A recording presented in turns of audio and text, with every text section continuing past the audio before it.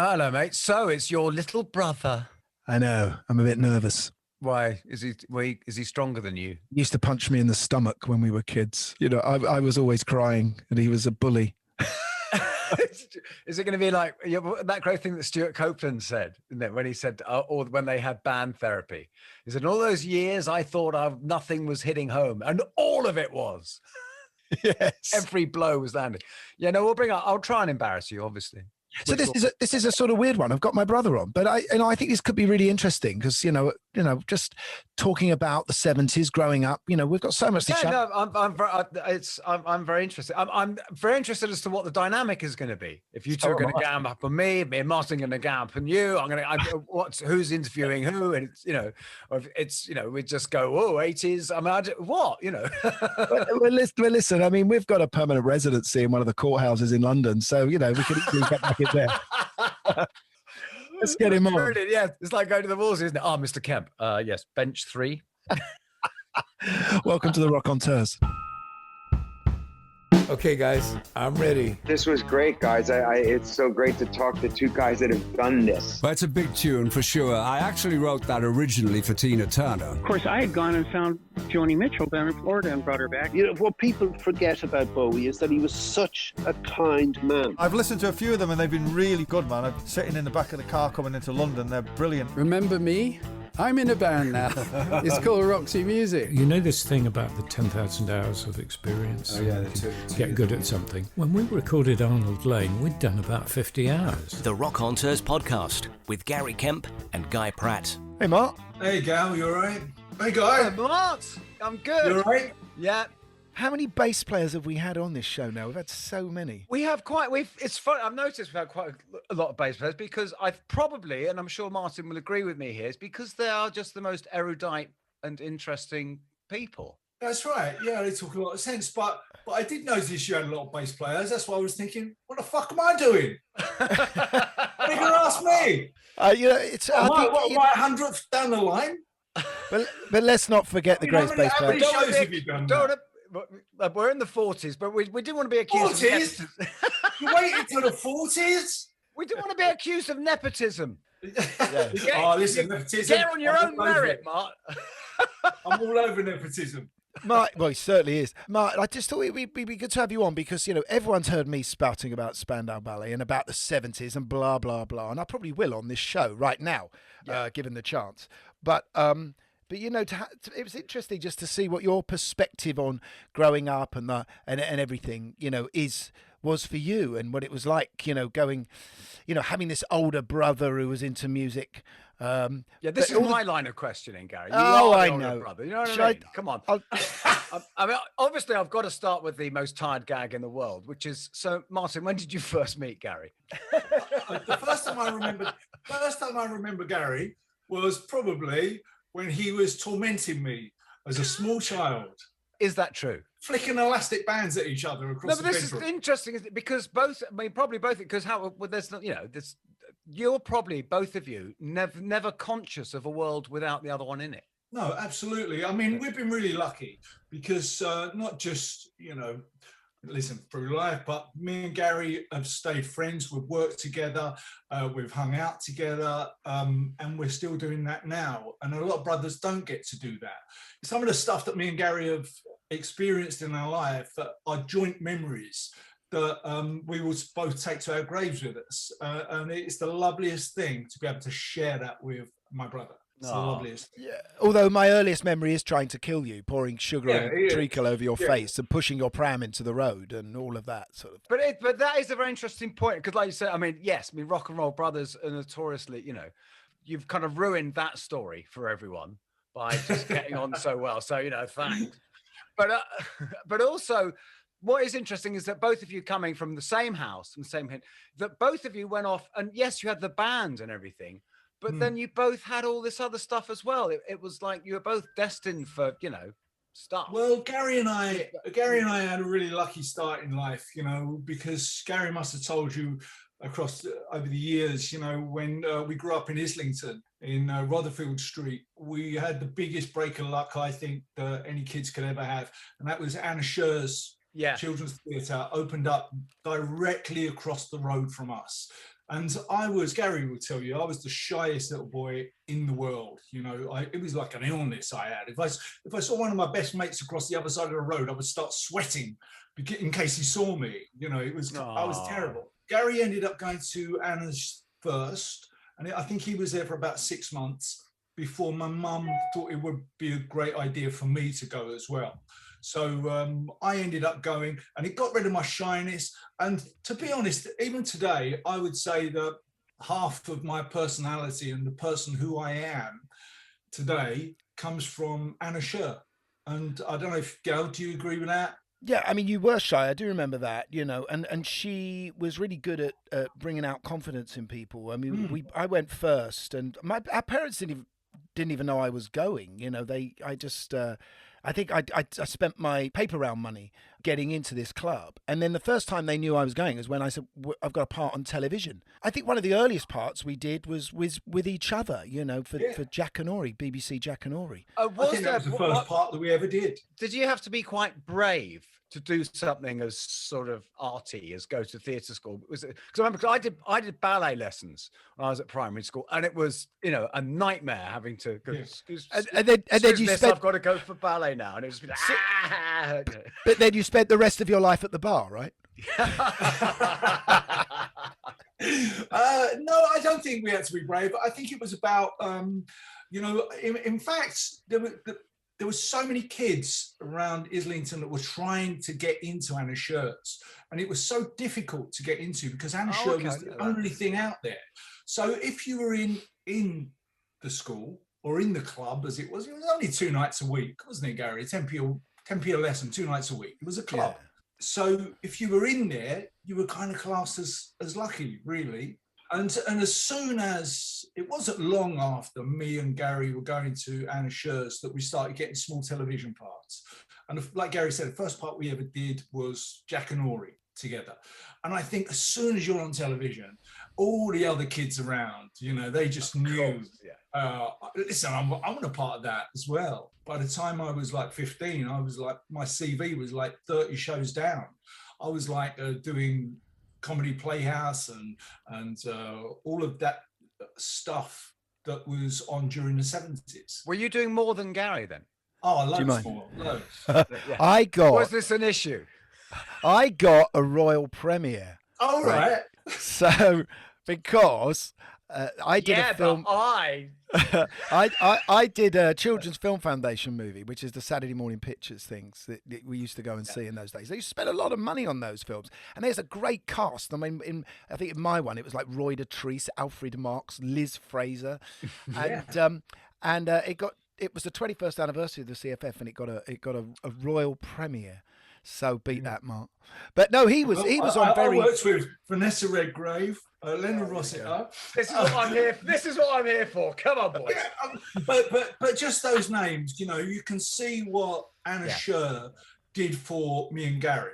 You know, for me, it gave, like I said, I honestly believe it gave me half the personality that I have today. You had to do a scene, didn't you, where you had to wee in it in the showers or something? But it was the end of my acting life as a young boy. Right, because I'll tell you the scene. This was a show with Tom Conti, and it was a 6-part TV series, and it called Glittering Prizes.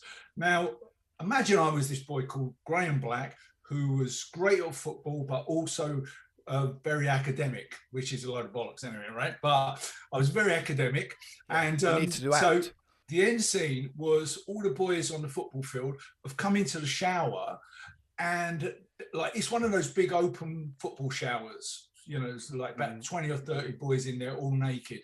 Now I'm sitting on the chair. Simpler times. Yeah, it never happened nowadays. Yeah. But I'm sitting on a chair, and as I'm sitting on the chair, the camera is behind me, right, and it is pointing at my arse, right. And what the plan is I have to stand up, put my bum in the, you know, my arse into the front of the camera, and then go a wee over the kid sitting next to me. Now, I don't know if you've ever tried this, but you can never go a wee when somebody's watching. I'm bad enough trying to go up here, see in a pub. But hang on, Mark, hang on. Was this some kind of stunt kid that they'd got in who accepted being pissed over? Well, listen, this was an ordinary boy, and he was waiting there to be pissed on. and it was awful. And so anyway, you can't go piss when someone's washing, can you? No. So what they did in the end was they got one of the runners, who must have been about 18, 19. She held a funnel, and there was a pipe coming out of it. And on action, someone come up and poured orange juice down the funnel. So it came out, it looked like I was pissing on the kid sitting next to me. But listen, thank God I never, because he would be suing the shit out of me now. God, yeah. And also, I suppose, you know, what's a shame about that is that when afterwards on your CV, when you've got horse riding, boxing, running, sword fighting, you can't have pissing. Yeah. But because did you not also have football in your? Yeah, but you know. But I thought did you sort of train with Arsenal or something? There was some sort of. My training with Arsenal is kind of like as big as the fisherman's. Oh, it's one of those. Yeah, okay. Cool. But I do remember once I had a couple of weeks with Arsenal. My first day I get there and they say, you're going to go out on a run, a cross-country run. Now I hated running. I love playing football, but I hated running. And so I get halfway around and I think, I've got to have a rest. I'm going to go behind a bush and just have a rest. So as I go behind a bush. No, I can't. there's Malcolm McDonald sitting there behind the bush, hiding behind the bush. He was number 9 for Arsenal, centre forward, and he's hiding behind a bush. And I bumped into him, and I'm looking at him, and he's looking at me, and we're going, "Oh well." Yeah. Red-handed. Just sat there.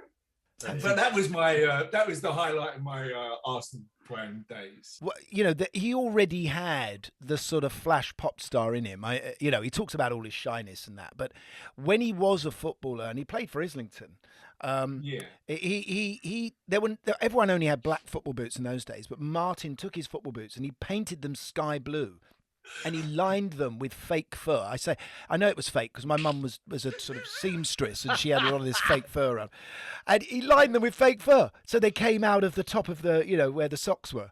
The worst thing about it was the first time I got a great shot on goal, the boot came flying off in one direction and the ball just went anywhere. And did loads of glitter come out of the boot as well? Yeah. Party poppers went off and everything. I remember when you just jump right for when you announced the reformation of Spandau on HMS Belfast. And I was there because, of course, you had your child, you know, the football dream. You played for the Rovers, didn't you? For Melchester Rovers. Oh man, that was the maddest thing. But no, but a brilliant thing when Simon Mills, our mate, the rather witty journalist.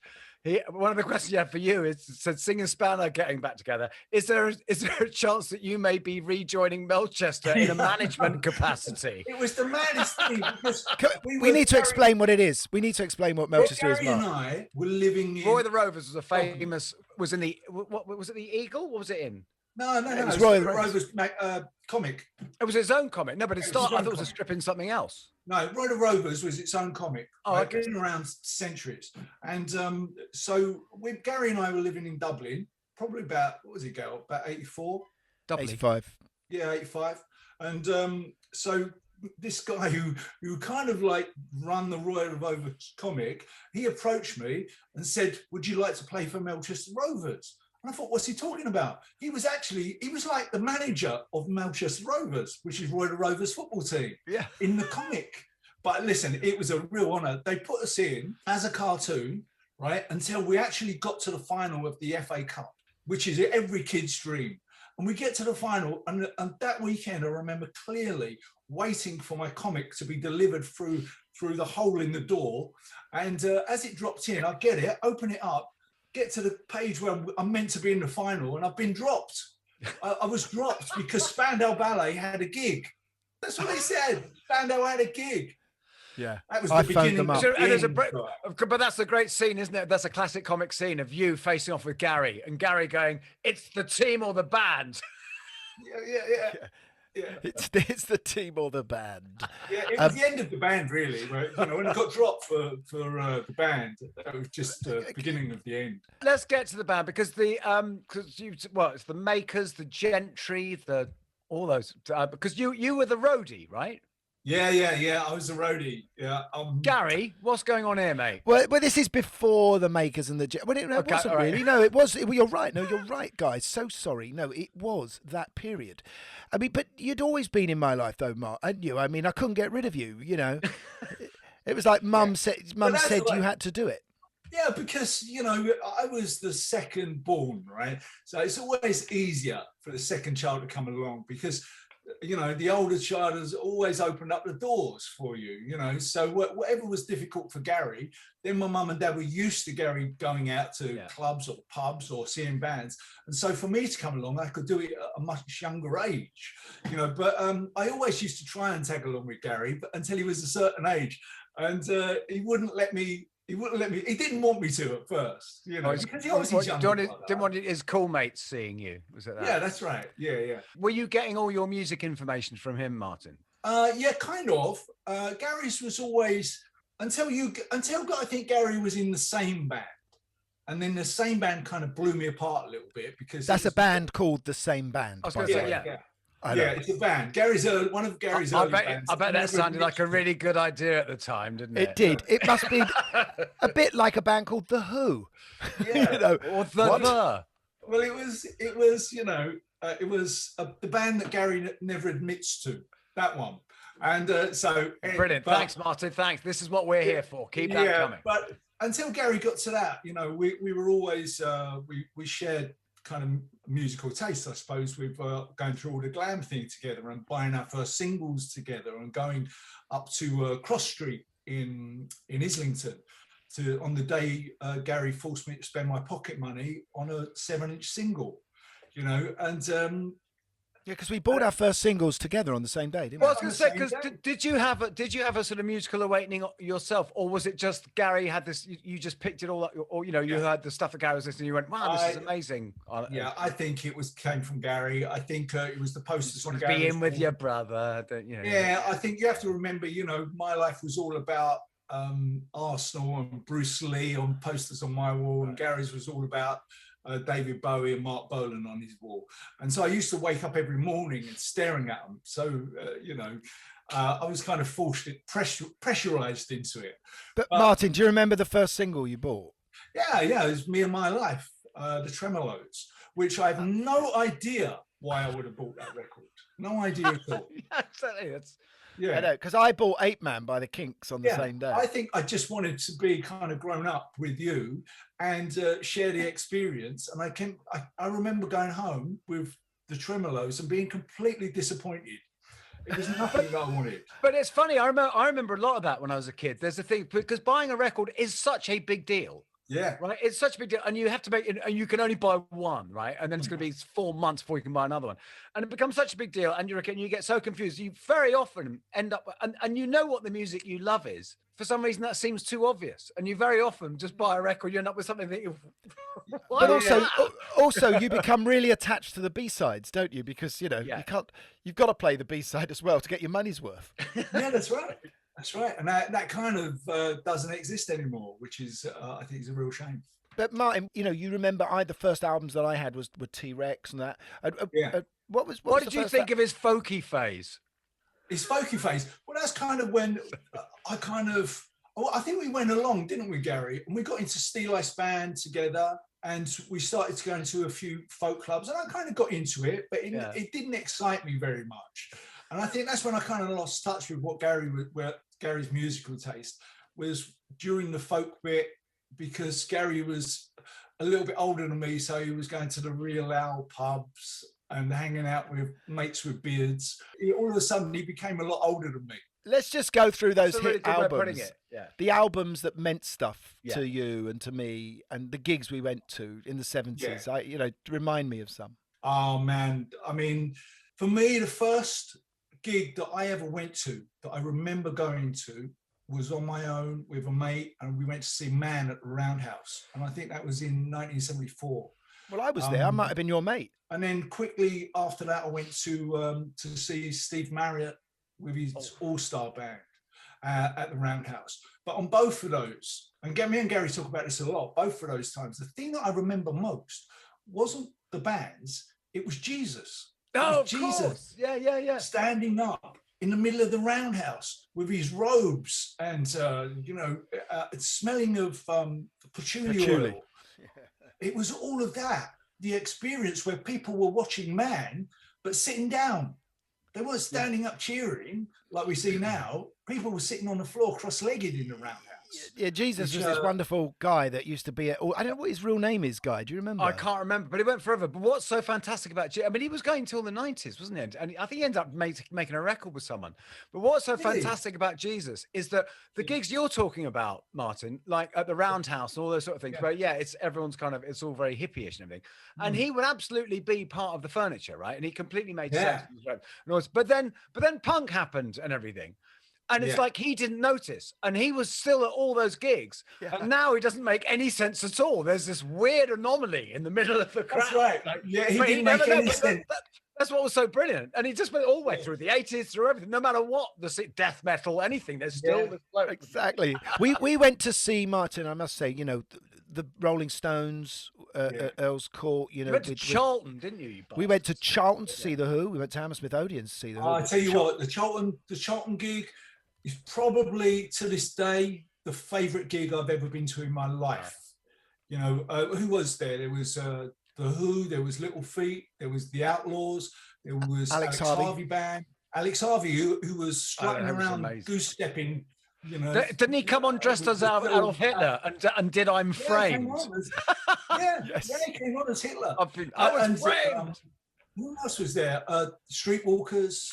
Oh, they were fantastic. Roger Chapman, It's the best gig. And Gary, you must remember, it was pouring down of rain that day. Absolutely.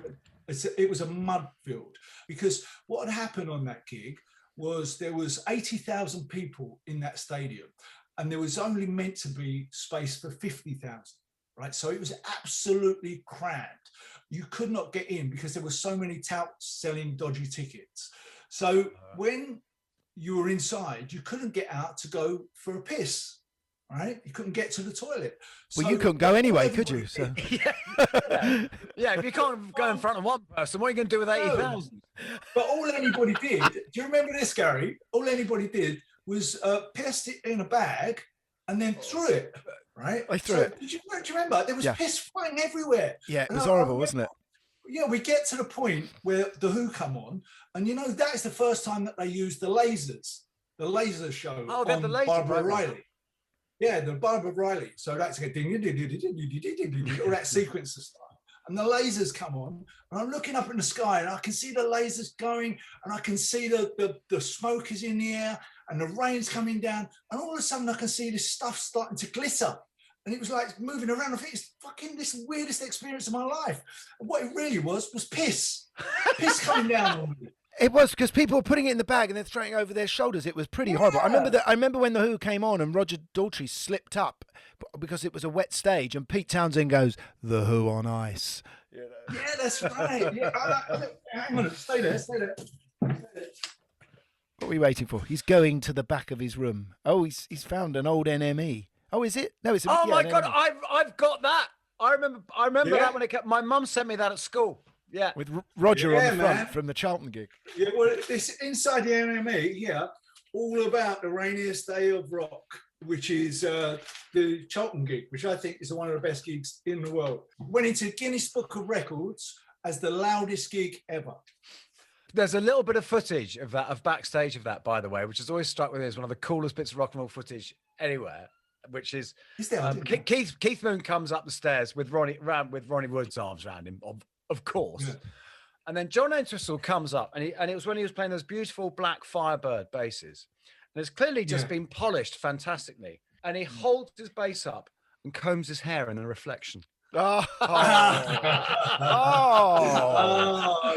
Martin, you missed the trick there, mate.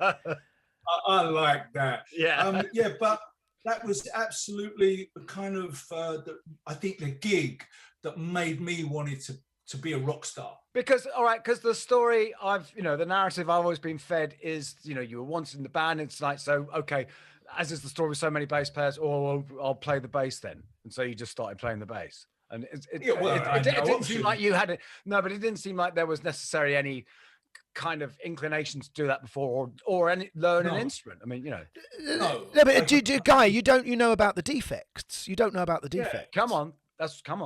No, see, when Gary asked me, or Steve Dagger, the band's manager, the Makers manager, Steve, who is the loveliest man in the world. And he asked me to be in the band. And so, you know, I remember it was Steve Norman's 18th birthday party. And we were all drinking this dodgy beer that Steve had made in his airing cupboard. Not the boots kit. Yes. The boots kit. Yeah, that he had made in his airing cupboard. Gave everyone a yeast infection afterwards. Right? And Steve Dagger said to me, Mark, if we ever make it to Top of the Pops, if we ever make it, you know, as a proper band and we get recording contracts, I want you to be with us. And so it was kind of like, for me, it was the door opening up into a world that I had dreamt of. Because when I was roadieing for Gary and for the Makers, as a young boy, I'm carrying their equipment for them. For me, it was like a dream to be in that band. You know, I used to go to bed at night praying and dreaming that I was going to be in that band one day, you know, praying that something terrible was going to happen to one of them so that I could stand in. To me? Yeah, so that I could just get into the band in some way. So when Steve asked me to be in it, it was like the biggest thing in my world. You know, it was a door had opened into a world that I wanted to be. And then obviously I had to get it past Gary.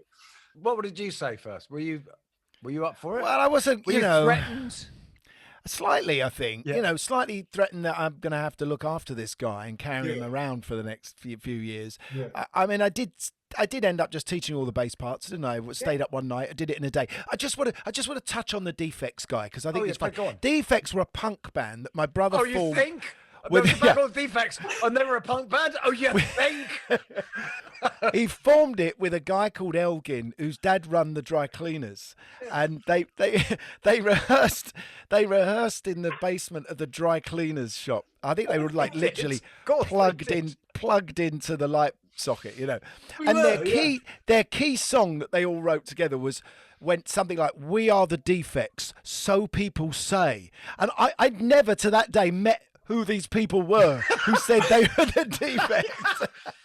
Well, that's the old Fox News one, isn't it? Some people are saying. Yeah, but you know what that band did for me? It kind of like I learned 4 or 5 chords on a guitar, and so by the time Gary came along and said, or the band came along and said, Steve Dagger, right, came along and said, "Do you want to be in the band?" Then I was ready for it because I was playing a little bit of guitar. So, you know, I'm always grateful for that first bass. So what was your first bass and how did you learn it?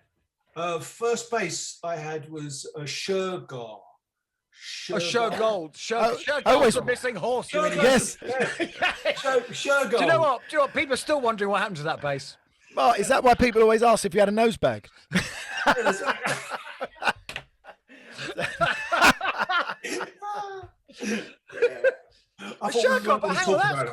That's quite posh. That's quite an expensive bass. I didn't know what it was. You know, it was.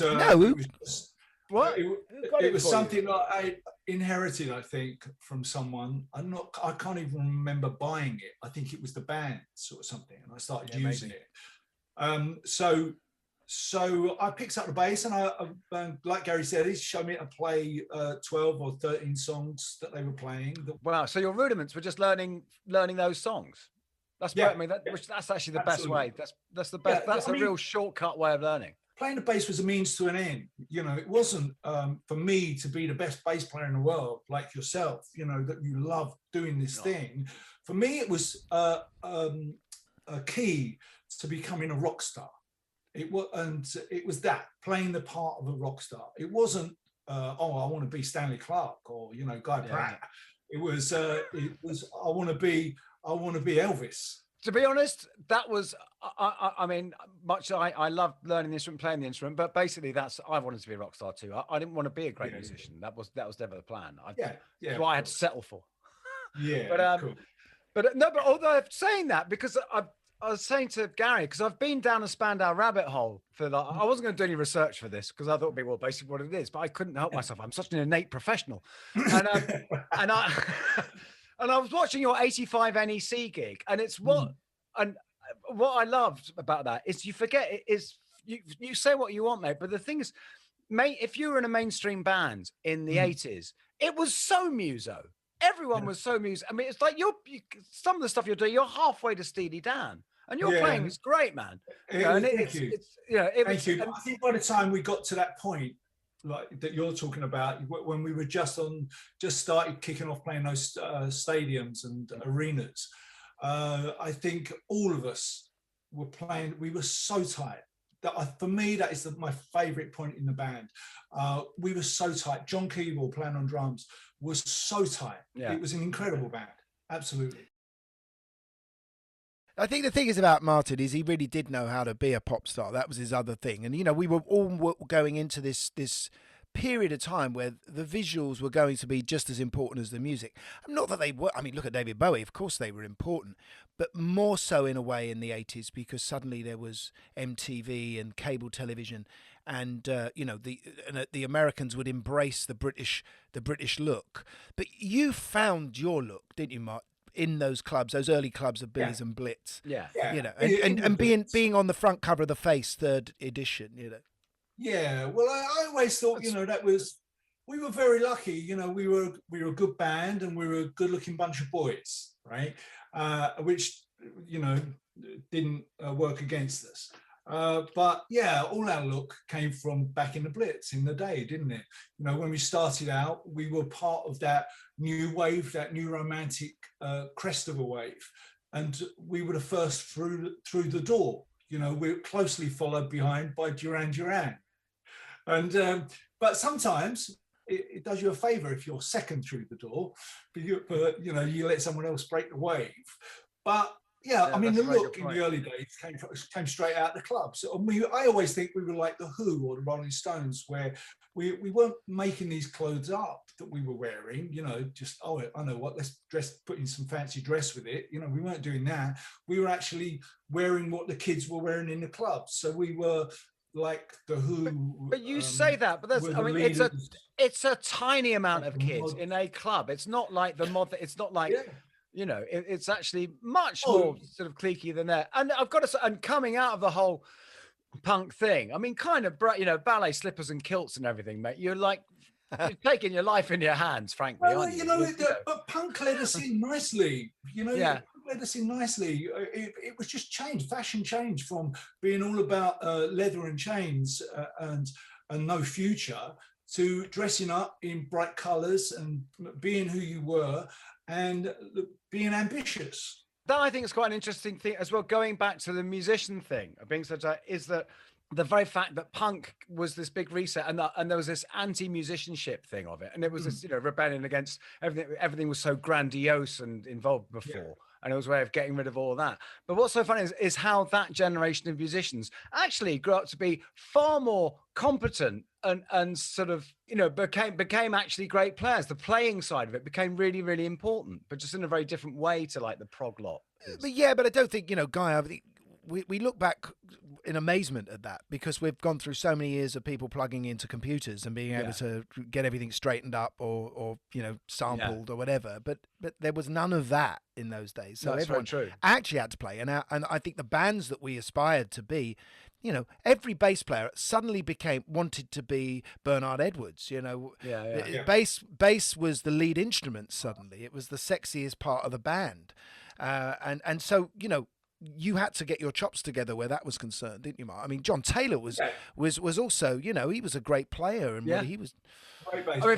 Do you know, fun enough, Martin, because the first time we met properly, which was in Budapest in 1984, when Icehouse and Spandau did this gig together, and we had this very drunken night. There was a big reception at the Intercontinental Hotel, and I remember the first time I had a chat with you, and we both had a few by this point. And I asked you, and you had certainly at that point in the evening, had very strongly held opinions on bass playing, which I was interested. But they all seemed to be just more to do with history and everything like that. I remember you said, I don't think slapping is 1984. I don't think there was something else that wasn't 1984, but it was things that weren't 1984. Not good or bad, but they weren't 1984. I remember you saying slapping's not 1984, and I remember thinking, I think it sort of is. No, listen, I can't defend myself if you're talking about a night after a gig at all.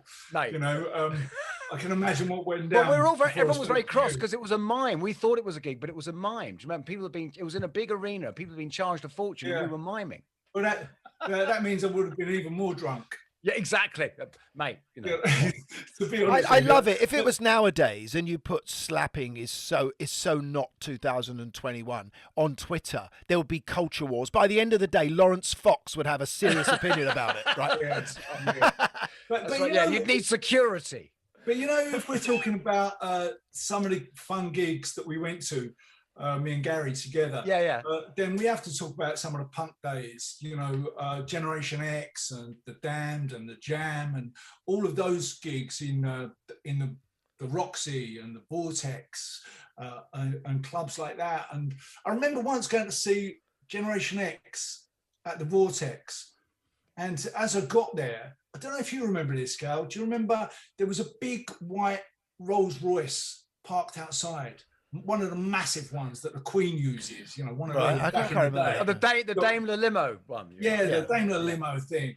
And it was parked outside. And I looked in the window and it was Keith Moon sitting there in a white fur coat, smoking a big cigar. Well, this is outside the Vortex. Yeah, do you remember that? Okay, so that must be the night that Keith went in and had the big argument with Bob Elms, or was that? No, that was at the Marquee. That was at the Marquee, a Flies gig. I remember. Yeah. Okay. So Keith was pretty good at turning up and seeing what was happening. Then he was always at the. That's right. And it was Generation X. Yeah, everybody was trying to look at what was happening. What did he say? He said, "I'm looking for a swimming pool to drive this thing into. Have you seen one?" Well, because I remember going to the Roxy one night, and there was a band. I think it was the Plastic Raincoats, and Robert Plant was there. And I remember just being so annoyed, just thinking, "But that can't be Robert Plant." And I remember I'm with you, Guy. When I saw Keith Moon in the back of this, Daimler limo, all I remember is thinking, "What's he doing here? He shouldn't be here. This is our thing. Yeah.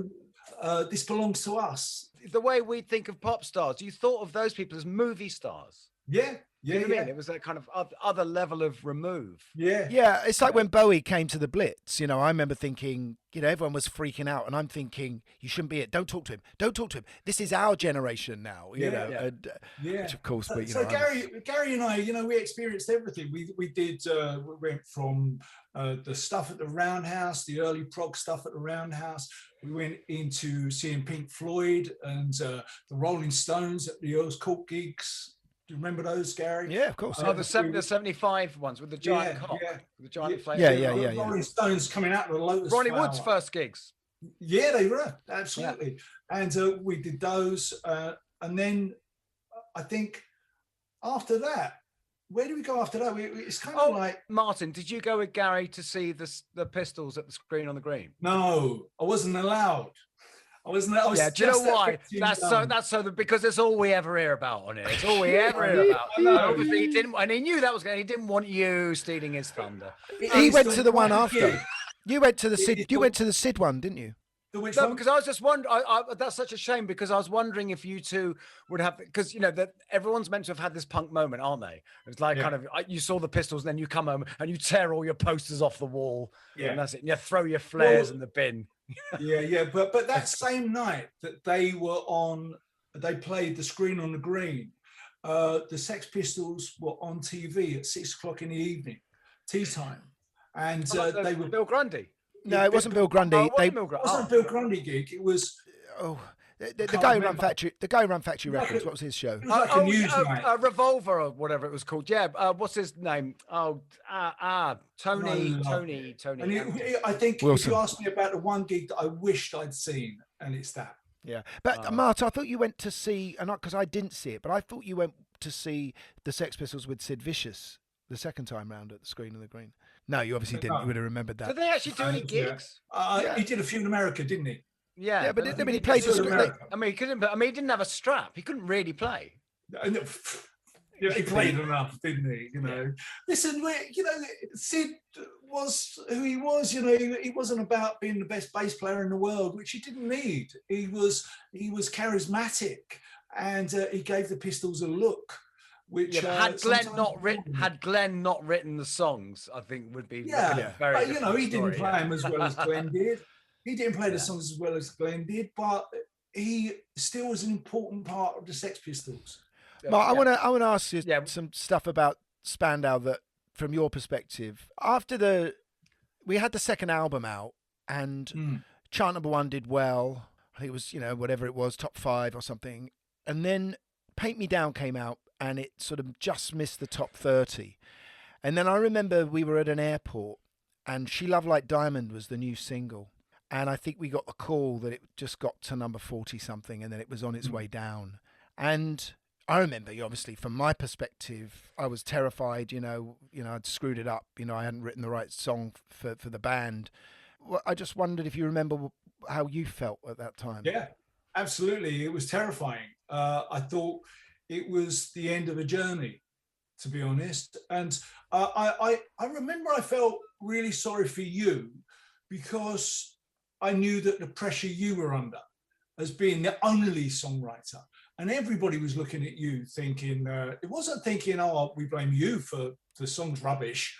Well, it wasn't rubbish, but people didn't like it, right? It didn't work on the radio. Let's just say it didn't work. But everyone was looking at you to come up with the next thing. I don't know whether we thought there would be a next thing at that point. And hang on, this is your second album time. Are you both still living at home then? I was. Yeah, Gary had just left, didn't you, Gary? No, I was still living at home because I wrote the True Out. Were you sharing a room? No. At that point, no.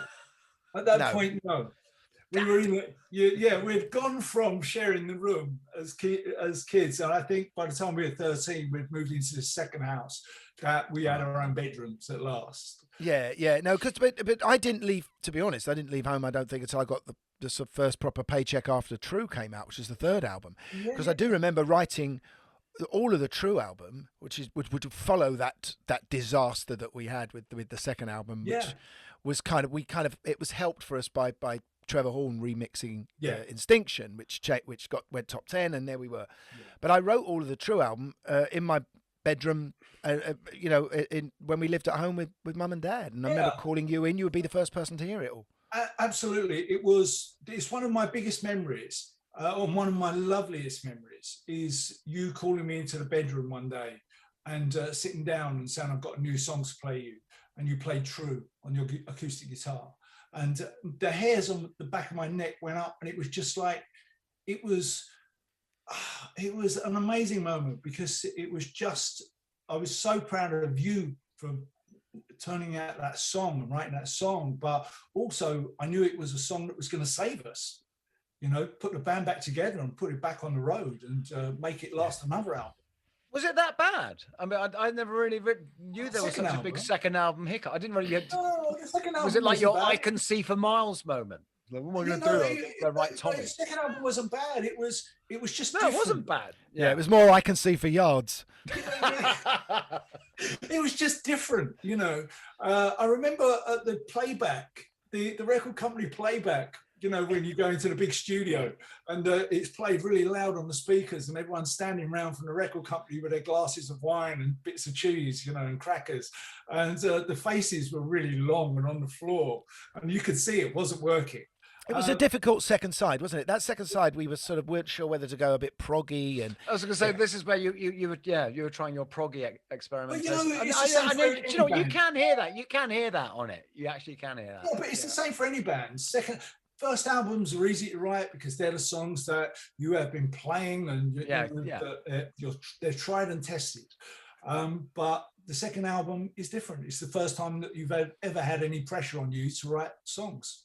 But you always had great unity, didn't you, for those first few years, didn't you? I mean, you were all kind of very much all for one and one for all. Absolutely. We were always the best of mates. But I have to say, Gary was in charge of the whole deal. In my opinion, musically in charge of the whole deal. He was absolutely the best MD a band could have. They were his songs, but he absolutely knew how he wanted them to be. And I think without Gary, the band would never have had any kind of success. Well, yeah, but I mean, thank you for that, Mark. No, but it's shucks. No. It's true. But I think that can stand for everybody in the group, and I think that's what makes a group successful and special, when you're really the sum of these parts. That individually you wouldn't be able to go out and have the same success as you can on force. We all look at the Beatles and we know that's one man to the power of four. You know, this is this was the similar thing with us. You know, I mean, with this voice and this your looks and your bass playing. You know, but it was good. It was good. It was good. Obviously, it was good. We know it was good. All bands need that, don't they? They need all these characters that make it up. I mean, look at the Who or the Stones. You know everybody in that band and what their worth is. Yeah. So singers, I know, because we're not really getting anywhere, which is lovely. Forget any sort of chronology, but so we need to.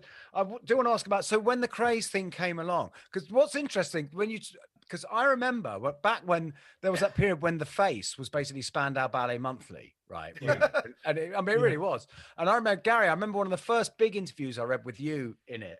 And I should remember you were photographed on the embankment. You were wearing a 3-button suit and you're kneeling down. Basically, yes. Right. I know. My mind. Cleopatra's Needle. I was photographed under. Yes. And in that interview, you said my advice to any working class kid would be to read The Profession of Violence by the Krays. Did I say? Yes, you did. You actually did, and that always stayed with me. So when I heard you were doing the Krays, I wondered if that's something that you'd been pushing for all the way through because you were some weird little Krays fanboy. Or I don't, did it genuinely just come to you like that? No, I really push it, did we, Gary? No, I think I know. Actually, I'm glad you said it because you did remind me. So the guys who produced the film The Krays also produced our videos. So right. Dominic Anciano, right? Yeah. Produced a lot of the big videos we did with Simon Milne directing. And he traveled with us to Hong Kong and I think New Orleans, maybe. And I think we were sort of mentioning this book, and he would have picked up on that. He then went after the rights, but at that stage, I think once they got the rights, and they bought the rights off of Roger Daltrey, actually. Yeah. In fact, I remember sitting next to Roger. Surprise. Yeah, but Roger wanted to play one of the Krays, I think, but not both of them. Not both of them, no. Most probably. And I remember sitting next to Roger in a show somewhere. I can't remember where it was, band, and he was like, sort of accepting that we'd bought the rights and we were going to play the Krays, and he was kind of interested to see how it would come out. But I think then. Once Dominic Anciano had the rights to the Krays, I think they then did think, right, we should look at the McGann brothers, and I know they got looked at as well. Right. But it was something in a way. We got the wave going, if you like. We did begin that ourselves. Yeah, and then we did the picture that was on the front of the NME. Do you remember? Hang on. That's not an and then, is it? That's like 1982. Yeah. Are you gonna show us that? Even though we're audio, I know, but he's gonna lift up Penny Smith's picture. Penny Smith, Martin, is that right? Martin, are you doing some other documentary about your life that needs you to have all this material to hand? Oh, you know what? No, actually, get it again. I missed it. Get it again. Get it out.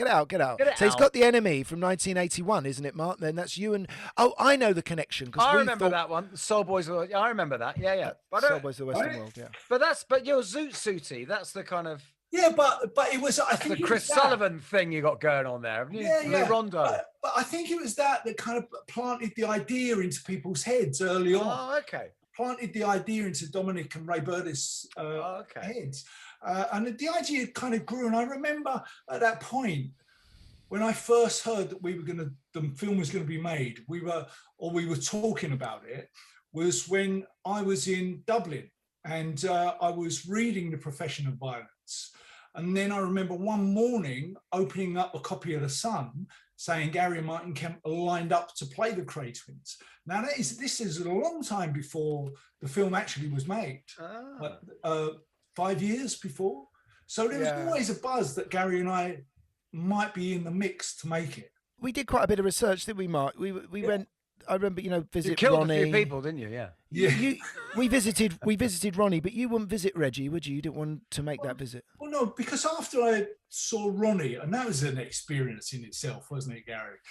We were sitting down at this table in Broadmoor, talking to Ronnie Kray about murder and about who he would like to murder next, and what he's going to do, and what he thought about murder. And as we're talking to Ronnie. I'm looking over my shoulder, and on one of the other tables is the Yorkshire Ripper. And what made it even worse is that morning, Gary and I had just done Swap Shop. And the Yorkshire Ripper's talking to Bob Hoskins about his movie. No. But it was just bizarre, you know. It was bizarre. In fact, he just done Tiswas. Yeah. We should. Sorry. The whole thing was just bizarre. And I think what gave us why that film was so good is that all of that information and all of that background work was out there. And in so kind of like when Tom Hardy made his Great Twin movie, it wasn't. It was gone. You know, they were too late. Yeah. Martin, I just want to get to this bit. Why you decided not to meet Reggie? Yeah. Oh yeah.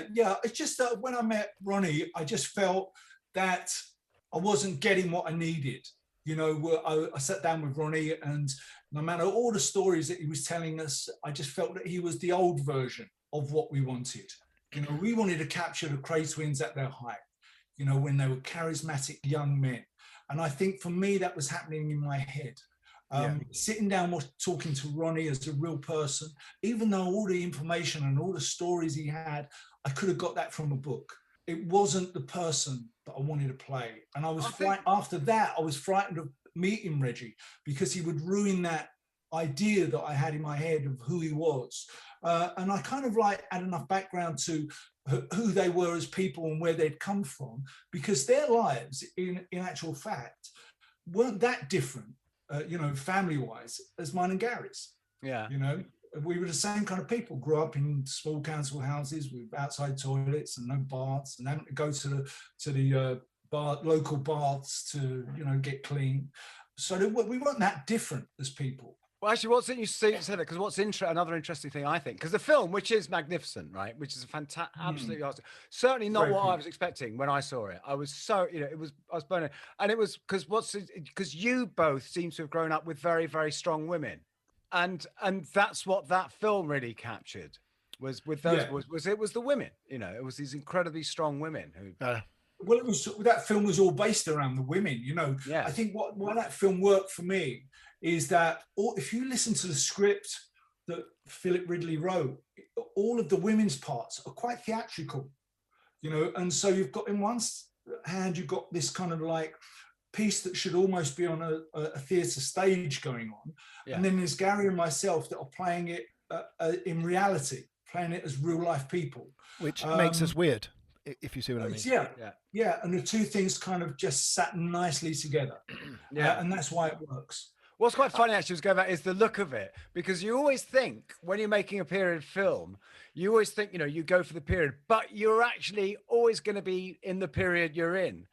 So you guys actually look fantastically 80s. You've got enormous coats. Yeah. I think, you know, Philip Ridley wanted to be he wanted to be really heightened anyway. You know, like this is the it is quite cartoony almost. You know, jet black hair. Yeah. You know, when I met Quentin Tarantino a couple of years later in LA, and after he'd done Reservoir Dogs, he said to me that the Reservoir Dogs' entire look was based on the Krays. That he gave a VHS copy to everyone on the production and said, "I want the film to look like this," and that's why they're wearing those suits and ties. When you make a movie, you don't just want to tell the story. You know, it's kind of like you have to tell the story as if you're sitting at a dinner table where you're going to entertain the people that are around you, and sometimes you have to exaggerate and.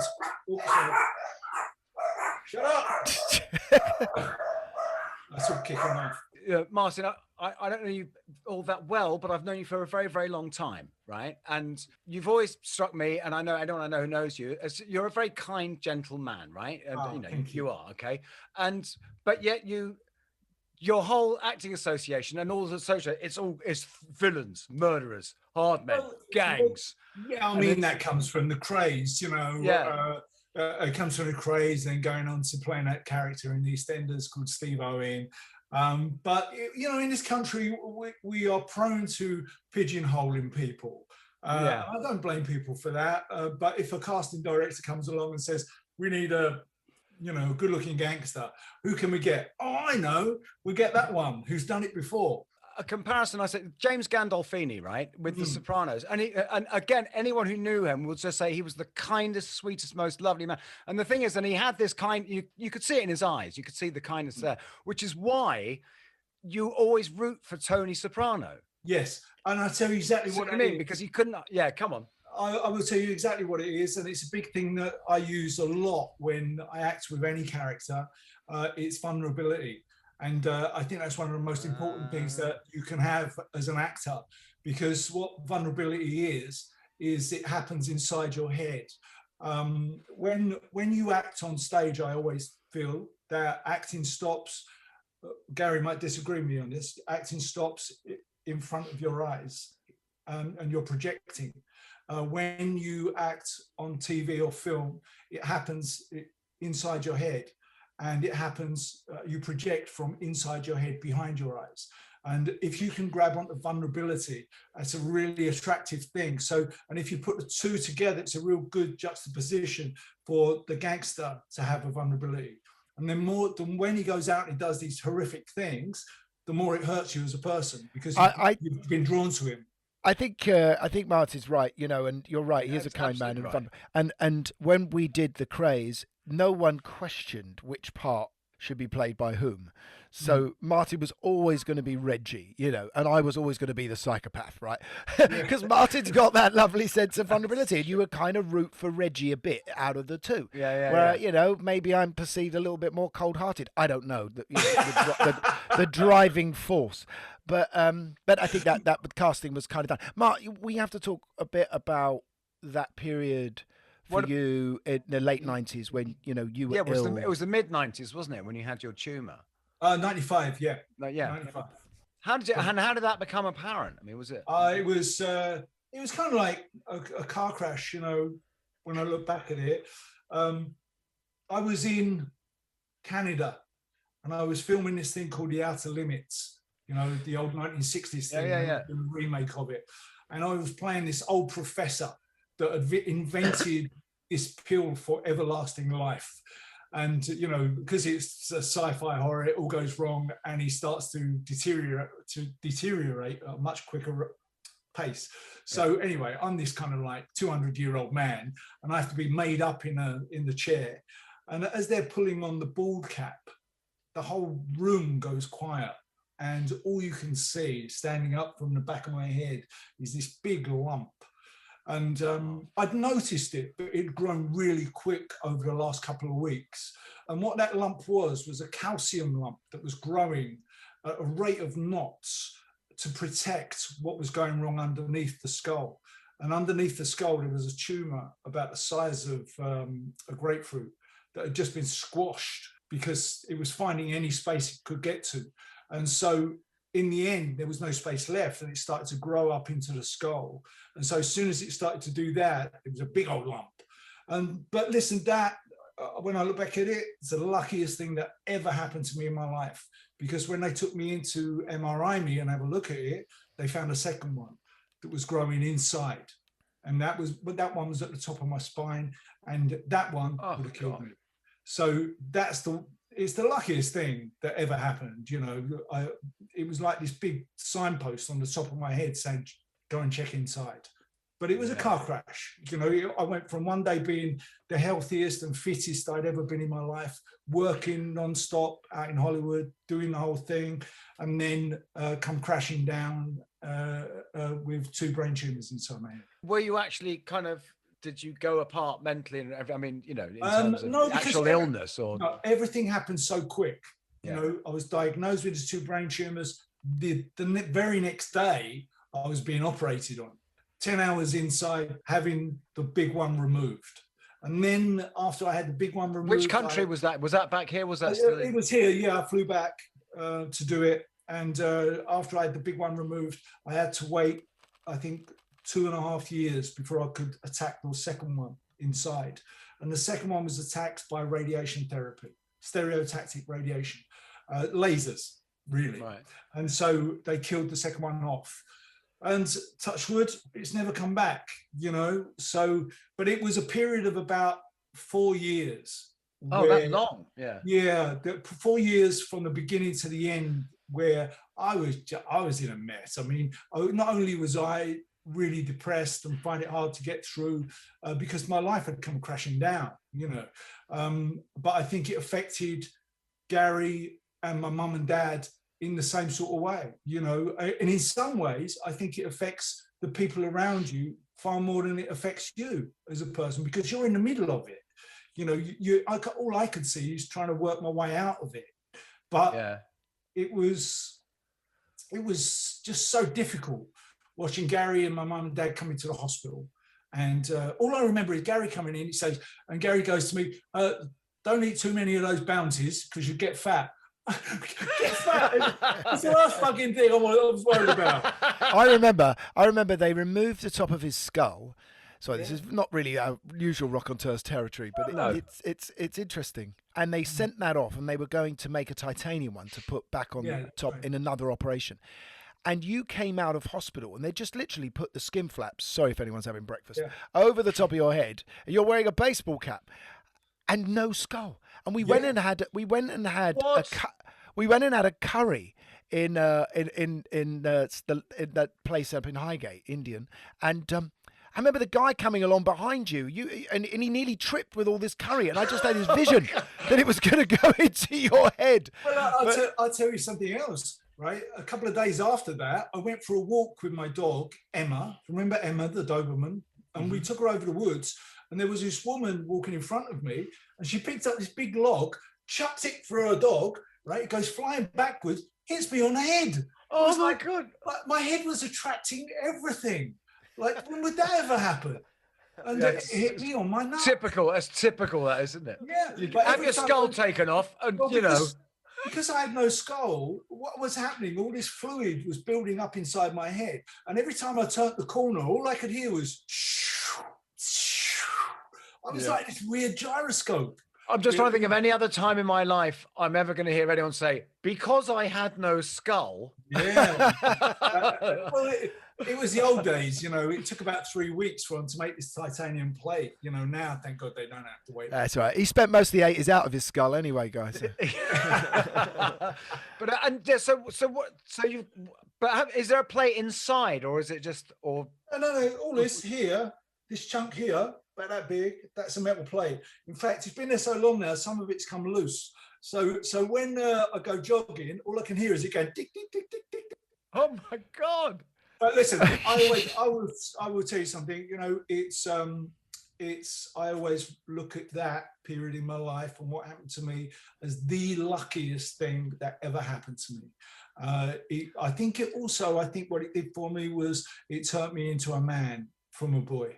You know, I'd grown up as a boy in Spandau Ballet, and life was just a laugh, you know, and I think that was the first time that I ever realized that life's got more to it than just an ever-rising graph, you know, that goes up and up and up. Life doesn't have a crescendo, you know, like a good rock song does. It goes up and down. Mark, do you miss Spandau Ballet? Yeah, sometimes. Yeah, I miss the camaraderie. So, you know, when I miss it the most was there's two things I miss about it. One is volume, because you never become addicted to volume. You don't hear music that loud. The power of making it loud on stage. Yeah. Do you know what? There's something I've noticed whenever I've worked with Gary is you always talk about, because I've never played in a band who had side fills, which is basically huge, great speakers at the side of the stage playing. I've never known that, and apparently that's obviously what Spandau always had. Yeah, Got raging tinnitus. You're mad. Yeah. Oh, we were like the Who. We wanted it as loud as possible. We wanted to be as loud as possible. We wanted to be rock and roll, didn't we, Gary? You know, that's what we were aiming at. We saw ourselves as a rock band. So you missed the volume, but I guess miss more the volume, but also I miss the camaraderie, especially if I'm working, if I'm making a film, or I'm doing something like that, and it's me out there on my own, meeting new people. Then I miss the camaraderie and I miss my mates. But don't you find that thing when you're? I mean, it's you know, because I've worked with lots of different bands and been in various other sort of setups. But there is that sort of built-in. I know what you mean. It's not the same. But the whole thing is that unit, that film you work, you'll find your people, and that becomes a family for the time that you're working. Incredibly tight, and you're all going to be mates forever. And of course, you go and that's all gone. Yeah, I always look at it like it's called transient friendships. You know, you make the best mates you can ever. You know, you'll swear you're going to stay in touch, and then by the time you move on a few weeks later, you're swearing you're going to stay in touch to the next bunch, and it's like that. But that's what life is like inside this. Well, that's how you make those things work, isn't it? You know. Yeah. I think what it is you know, you're living this heightened reality at a time before you have responsibility of children, you know, so you could put the 24/7 into this world that is just a fantasy in a way. So what you miss is a bit of that. Like everybody, no matter what job you've ever had, misses their youth, misses their freedom, misses that. The simplicity. The simplicity. And I think, you know, you might miss being able to pretend that still exists, if you like. But you might also miss other people who you experience that with, who are the only other people that you can talk to you about shared experiences. But there's certain stories that Gary and I share that we can only talk to each other about. Or you know, there's only 5 people in the world, which is Spandau Ballet, that I can tell certain stories to and remind them of the stories, and they can remind me of them. You know, because they're our secret. But the weirdness is, Mark, if you went to do a job age 20 and you walked into an office and there were 4 other people in the room and they said, right, these are your workmates. Oh, by the way, you're going to spend the rest of your life working with these guys. You know, it's weird, whatever way you look at it. And when people get sort of upset about the fact that you can't spend the rest of your life working with those guys, they've got to understand how difficult that is, that everyone's grown and changed and become different. Well, when you're young, you want to be in a gang. You know, of course you do, and it's once you got your own family, you know, then that gets hard. Yeah. One thing, I mean, there's certain times, like Gary says, you know, I still look at those times as the best times of my life. I mean, what an incredible way to grow up. You know, I was 17 years old when I first joined the band. On my 18th birthday, we signed a record contract with Chrysalis Records. What an incredible way to grow up. Flying around the world on little Learjets and you know, being in this rock band, playing stadiums and arenas. I mean, it's just, when I look back, it's just, I've literally had a life that I would only dream of. You played on Gary's album, on In Solo, on this song "Waiting for the Band," which I've got to say, when I was down in the studio working on, and it's quite funny because Gary apologized to me for having you play on it, and I said, "Well, of course he's playing on it." But when I first heard, no, he's joking. Because you know, guys, obviously, you know, I play in a band with Guy, you know, and he's but the reason is, but what I love, and because that I actually cried when I first heard that song because it's so, and it so absolutely had to be because that thing, because I was immediately transported, and I had a picture of, and I remember that bit when you go around the side of the Hammersmith Odeon. And there's that little car park bit at the back, and you can see up into the dressing rooms, and there's those little windows. And that's exactly what you did when you got to the gig before you went in. You ran around the back.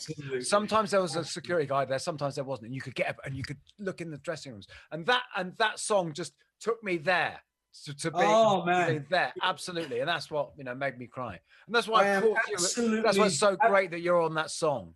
I'm absolutely with you on that. I saw pictures, but when Gary first played me in solo, I was absolutely blown away. In fact, there was a huge part of me that was in some way not jealous, but in some way just, there was part of me that wished it was a Spandau Ballet record that we were all celebrating together, and being on and taking it out on the road because it was so great. But listen, I'm proud of Gary so much. I mean, he's one of the best songwriters the country's ever had. He deserves all the success that he has. But the In Solo record is absolutely brilliant from beginning to end. Thank you. I do want to say that the reason you had to play on Waiting for the Band was it was about all of those moments, we talked about earlier in this podcast. It absolutely 100%. You were Sorry that guy. I probably said the wrong thing. You said exactly the right thing, and I do. You know, I'm glad you reminded me of that. You know, not reminded me. You agreed with me about that running around the back of the Hammersmith Odeon and looking up there. Yeah. But you know, you and I found music together, So didn't we? We found it together. That whole idea of waiting for the band, that's about all the stuff that we've been talking about earlier. Is going to those gigs and going to see the Who and going to see those early punk gigs and literally standing in front of the stage and waiting for the band, and that whole not just that waiting for the band at that moment, but those incredible, lovely moments when you've got that ticket in your hand and you're going to, it's that evening and you're getting dressed up and going to the gig. That excitement that you have, getting in front of the Hammersmith Odeon and seeing that name of the band on that classic, sign outside. I think that whole experience, that band experience that you have, and I think that song "Waiting for the Band" just sums it up. And also, it's about the fact that it's still in us. I think we all still want that to happen. We're all still waiting for that person to come along. Mark, I just want to just finish with talking about how important family is to you, because obviously, I can't imagine doing what I've done over the years without you, because you're a little bit of home that always came with me when I was away, when I was scared, when I was feeling distant from.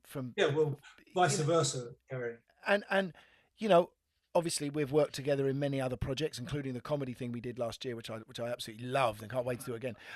And Guy, of course, was in that. Yes, I had a walk on. And but now, of course, you're now working with your son and doing this regular chat show every week. I mean, it's so important to you that, and you don't shy away from it, do you? Oh no, absolutely. I celebrate it. Absolutely celebrate in my family. Because, I think it goes back for me to those days when we were in Spandau Ballet, do you remember? And it's almost like you mustn't mention the fact you've got a girlfriend, keep it quiet, don't let other girls know that you've got a girlfriend. So I think we went through that and we experienced that together. And so now that, I'm 60 this year, right? And I've just got the most wonderful family that I'm absolutely so proud of. Both Harley and Shirley's out there writing a second book this year that's coming out. Harley's running a production company on her own. Because hang on, because Wham married Spandau, didn't they? That's what happened. Yeah. I mean, that's a smash hits dream.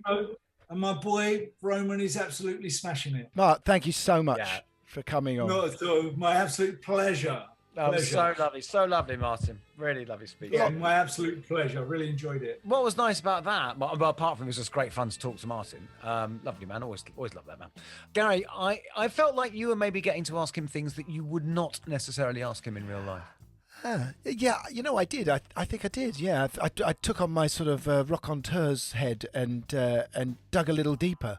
I think I probably have not asked those questions before of Martin, and it was a strange one to do for me as well, because some of the things he said were quite moving and quite hurtful. Yeah. No. But no, I thought you handled it really well, Guy. I thought you MD'd the situation nicely. Well, it was interesting because there's no way to know what the dynamic's going to be in something like that. So it was, it was a delight. And I did like that thing about how, I think it's absolutely true that, these two brothers, if you cut them, they bleed showbiz. It's true. Listen, thanks for listening to that sort of special one, really. And we will be back next week with some other great talent that we'll surprise you with. And ourselves even, perhaps. Yes, and until then, it's good night from me. And it's good night from them. For tickets to see Gary Kemp in conversation with Martin Kemp talking about the new album In Solo and get a copy signed by Gary, go to Rough Trade East in London on August 2nd at 6 p.m. To find out more and to get tickets, go to dice.fm.